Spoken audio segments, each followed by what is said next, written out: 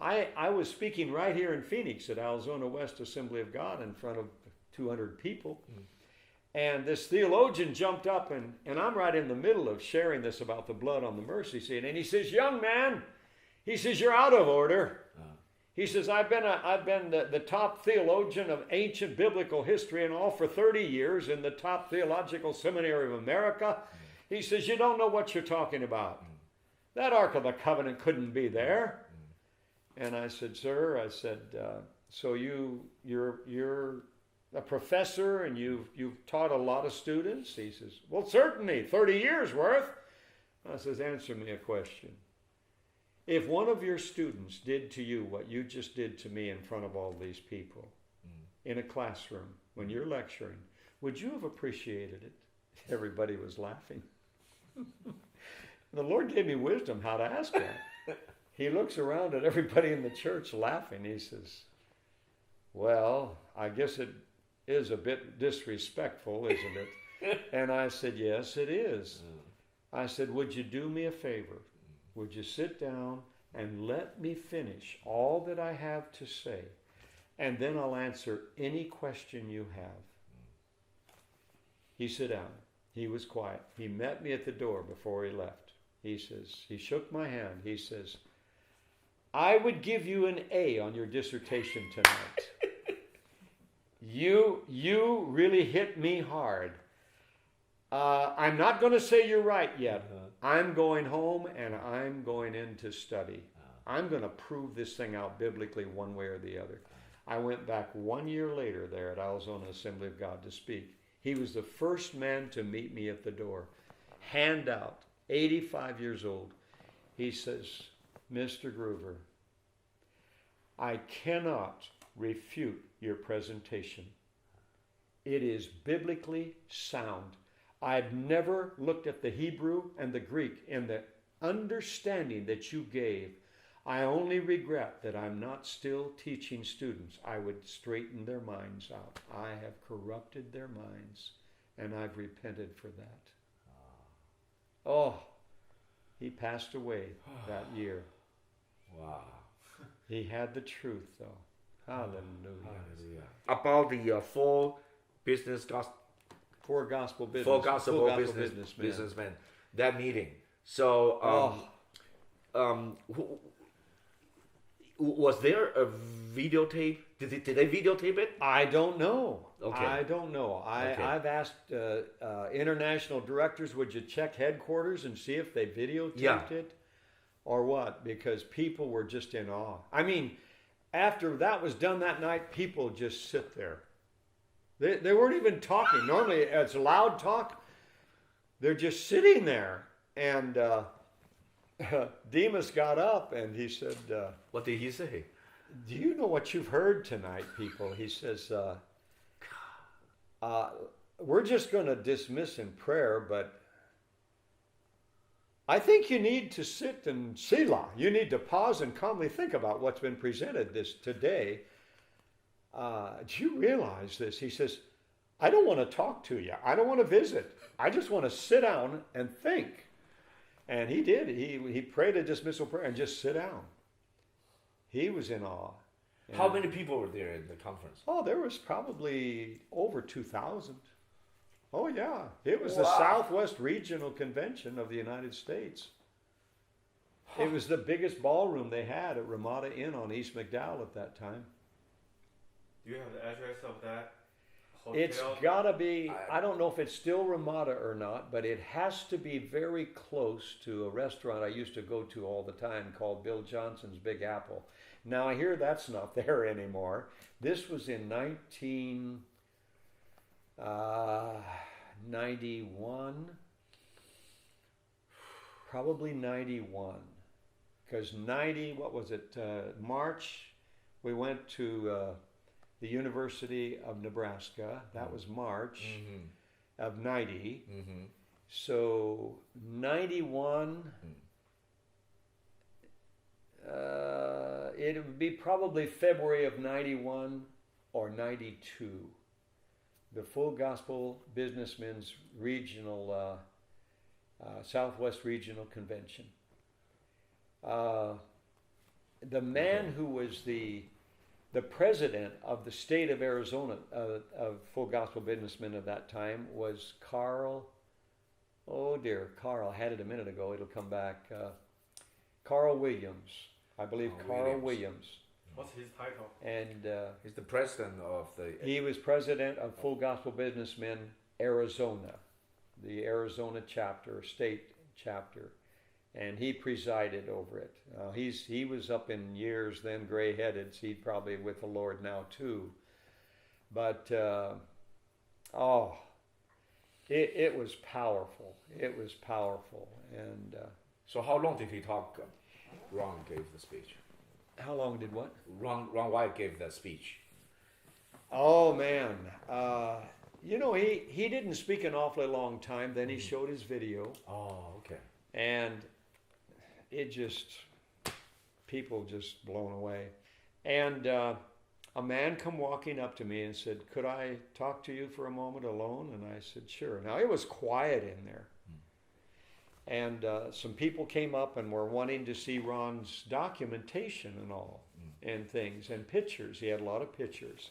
And they wanted to see those certificates. So there were a lot of people saw those certificates in that folder that night too. Oh. There were a lot of people because he was showing them to them and the pictures. Oh. And he had another folder of pictures from the site and all that. Oh. And this man asked me, and so I got up with him and we went over to another table way back off on the side with two other men sitting there. And he said, "Sit down." And so these three men, this man said, "Listen, Henry, that man is possessed of a lying demon. And the three of us have agreed we'll cast that devil out of him if you will agree. We don't want to humiliate you. We know you're a man of God. We know of you. But he is full of lies. And we're going to cast that devil out if you will agree to it. Otherwise, we'll catch him later." I said to him, "Sir, I don't know who you are, but I want to tell you something.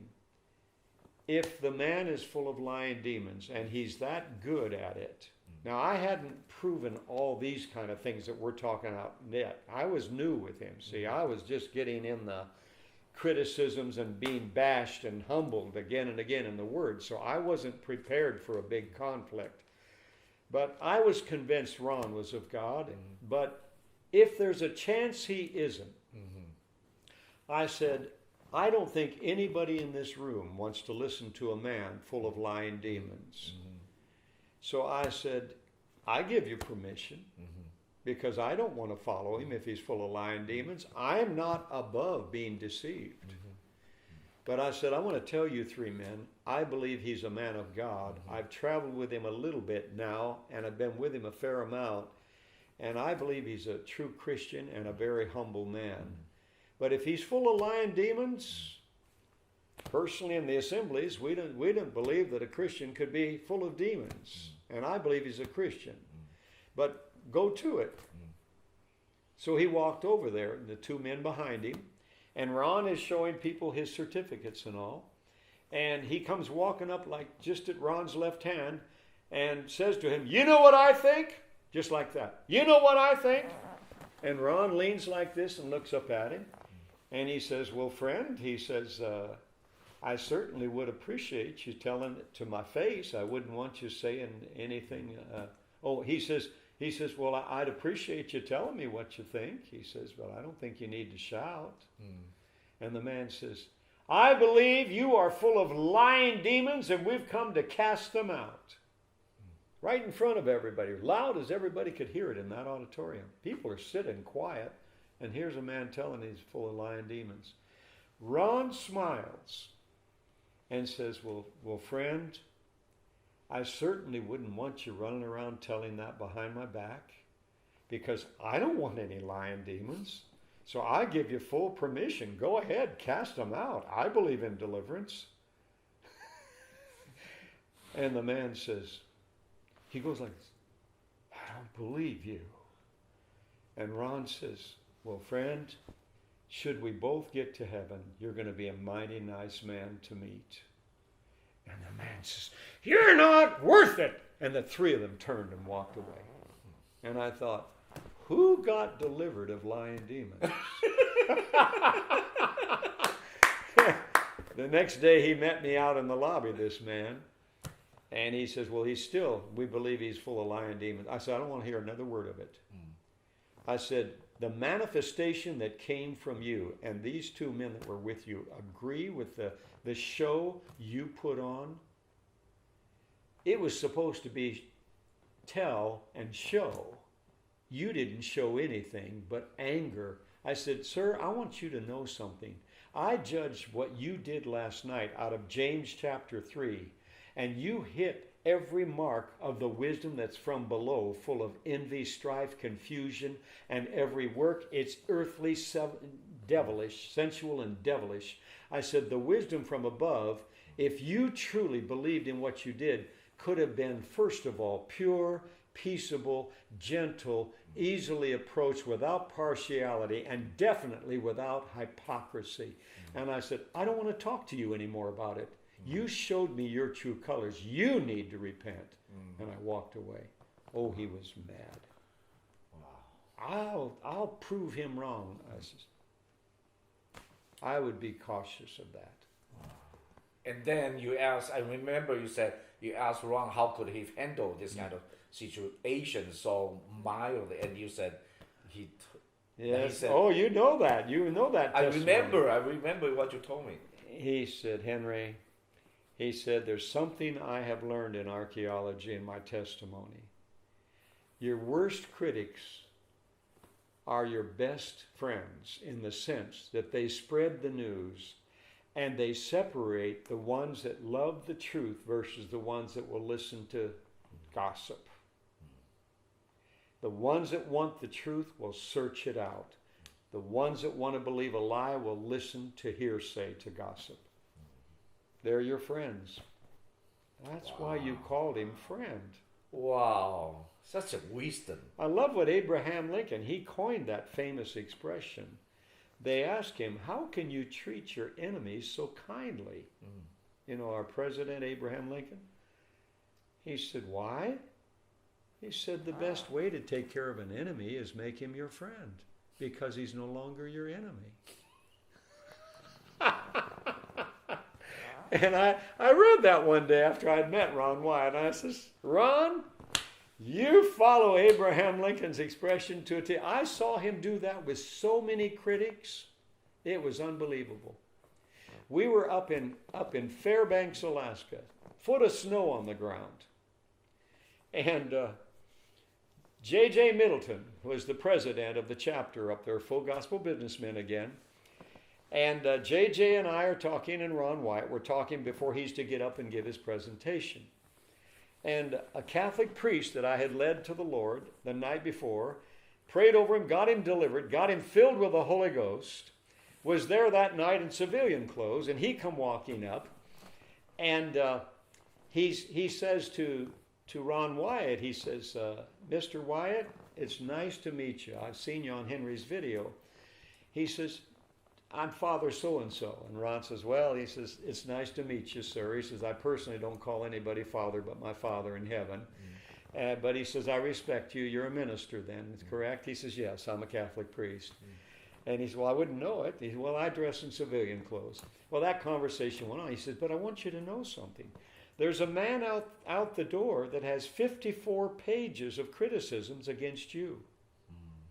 And he's selling them for $5. He's calling you a total fraud. And he says he's a doctorate also, theology and archaeology. And he's telling everybody that comes in, you're a total fraud. And Ron looks at this Catholic priest and says to him, is that right?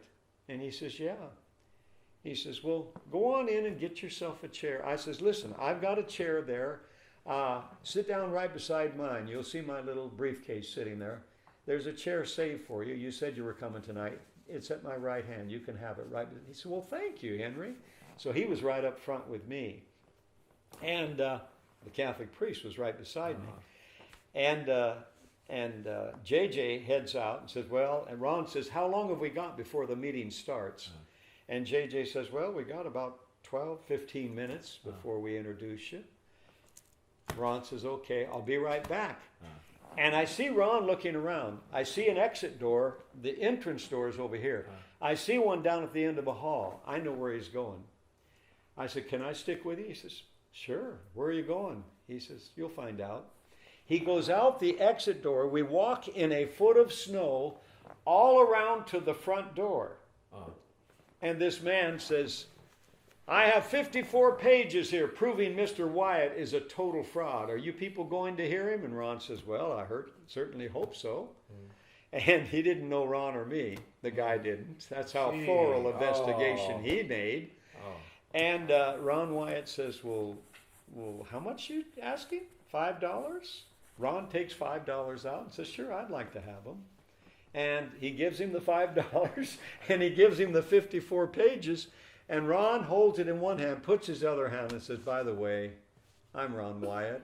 Listen, I'll be up in just a few minutes speaking. I'm going to show a video. Obviously, you don't know me. Mm-hmm. But he says, I want to invite you to come and sit right up front with this man right here. Mm-hmm. So he seats him right at my left hand. And they introduce him, and up he goes up front. And Ron gets up there. He's introduced. He says, listen. And he asked JJ before. He says, I want to do something. Would you allow me to give this man an opportunity to vent his criticisms? Wow. And JJ said, well, we came here to hear you. And Ron said, I know, but you see, he has contaminated people, and it needs to be taken care of. They don't need to leave here with that. So I want to let him come up and ask me any question he wants, and I'll answer it in front of the people, because I don't know what's in the 54 pages yet. And so JJ agreed. He says, I don't want to do it, but I'll agree to it. So Ron gets up there and says, well, there's a gentleman here. All of you have probably seen him as he come in the door. He has 54 pages. Some of you I see have those pages. I want to give him full opportunity to come up here beside me at the microphone and ask any question he wants. Wow. So he came up there and he started speaking his criticisms, and Ron began answering them. And every time he'd say, that's a lie. That's a lie. That's a bold-faced lie. And he went on and on and on, trying to tell his side of it, his 54 pages. And he went on for an hour. This went on for an hour. The Catholic priest at my right hand, Father Pat Ryan is his name, he stands up and he says, sir, he says, I came here to hear Ron Wyatt tonight. Now he says, I also have 2 doctorates. I think I'm a little bit intelligent. You may not like me because I'm a Catholic priest and you're a Baptist minister. I know you have a doctorate, 2 doctorates, but he says, I have 2. But he said, I'd like to make a suggestion. I cannot believe how polite Mr. Wyatt has been standing there beside you, smiling. It shows me which one's really telling the truth.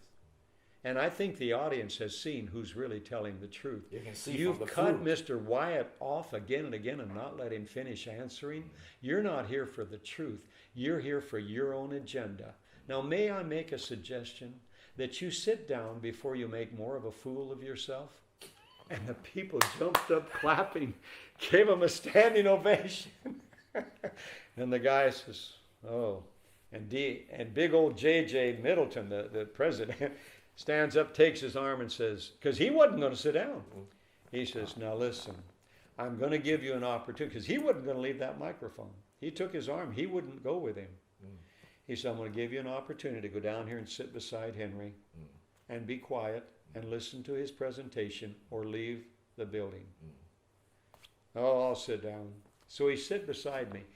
He sit there with his pen just doodling on the back of one of his 54 pages, just doodling, just scribbling. Never looked up at Ron once, just shaking his head no and just doodling. And when Ron showed his video, he never once looked up at it. And then he got up and walked out. I thought, dear Lord, but that's wrong. He was such a gracious man. Now what the critics said of me, I met Ron. hungry, starving, and begging for food and money. Remember? That's what he said. That was in those 54 pages. He had talked to Richard Reeves. Huh. That was part of it. And that was what Richard Reeves said, the president of Wyatt Archaeological Research. That's sad. I forgive him for it, but it's done a lot of damage. It's like taking that feather tick to the wind. Those feathers are all over the world.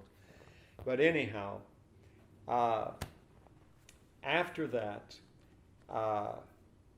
Ron Wyatt, after I met him, he took me to the airport in Tel Aviv, 3 o'clock in the morning. That morning he took me. He put me in the line up front, and he said, don't leave this place. You leave, you'll be way back in the back. You might miss your flight. Now, I can only leave if I know you're taken care of to get out of Israel. Now, stay here, Henry. I know this airport. I'm in and out of it all the time. Don't step over here. They'll step right in your way, and they won't let you back in. Stay where I'm putting you. I said, okay. I had taken several $100s and put them in an envelope and set it over. When I got out of the car, he didn't see me. He come around the trunk to get when he lifted the trunk to get my backpack out, I put it on the seat and got out. He went to his car. He saw the envelope. He run back in and stuffed something in my back pocket and said, this is a little information how to get a hold of me. He had written his home phone number on it. That was a little information. Inside that envelope was several $100s. He gave me back every penny I left for him. Don't tell me he's a fraud and that he's in it for money. That was my introduction to Ron Wyatt.